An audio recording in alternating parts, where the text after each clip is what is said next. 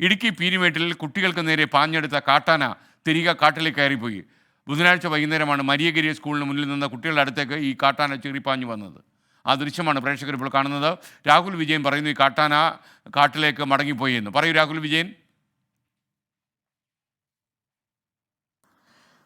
കഴിഞ്ഞ ബുധനാഴ്ച വൈകിട്ടാണ് പീരുമേട് മരിയാഗിരി സ്കൂളിന് മുൻപിൽ നിന്ന് കുട്ടികൾക്ക് നേരെ കാട്ടാന പാഞ്ഞെടുത്ത് അതിന്റെ CCTV ദൃശ്യങ്ങൾ ഉൾപ്പെടെ പുറത്തു വരികയും ചെയ്തിരുന്നു. പിന്നീട് ആ മരിയാഗിരി സ്കൂളിന് എതിർവശമുള്ള യൂക്കാലി തോട്ടത്തിലേക്ക് കാട്ടാന കയറിപ്പോയിരുന്നു. വലിയ തരത്തിലുള്ള പ്രതിഷേധം ഇതുമായി ബന്ധപ്പെട്ട് നാട്ടുകാരുടെ ഇടയിൽ ഉണ്ടായിരുന്നു. ഇന്ന് CPM-ന്റെ നേതൃത്വത്തിൽ ദേശീയപാത ഉപരോധിച്ചുകൊണ്ട് ഉൾപ്പെടെയുള്ള പ്രതിഷേധം ഈ കാട്ടാന ശല്യത്തിലുണ്ട്. അതിനിടെ ഈ കാട്ടാന യൂക്കാലി തോട്ടത്തിൽ നിന്നിറങ്ങി വന്ന കാട്ടിലേക്ക് തന്നെ തിരിച്ചു കയറിപ്പോയി എന്നുള്ളതാണ് മനസ്സിലാക്കാൻ കഴിയുന്നത്. ആ കാട്ടാന തിരിച്ചു കയറി പോകുന്നതിന്റെ CCTV ദൃശ്യങ്ങളാണ് ഇപ്പോൾ പുറത്തു വന്നിരിക്കുകയും ചെയ്യുന്നത്. മാത്രമല്ല ആ കാട്ടാന വീണ്ടും വരാനുള്ള സാധ്യതയുണ്ട്. അതുകൊണ്ട് തന്നെ വനം വകുപ്പിന്റെ ഇടപെടൽ കൂടുതൽ കാര്യക്ഷമമാക്കണം, അത് സ്ഥിരമായി വരാതിരിക്കാൻ വേണ്ടിയുള്ള നടപടി ഉണ്ടാക്കണമെന്നാണ് നാട്ടുകാർ ആവശ്യപ്പെടുന്നത്.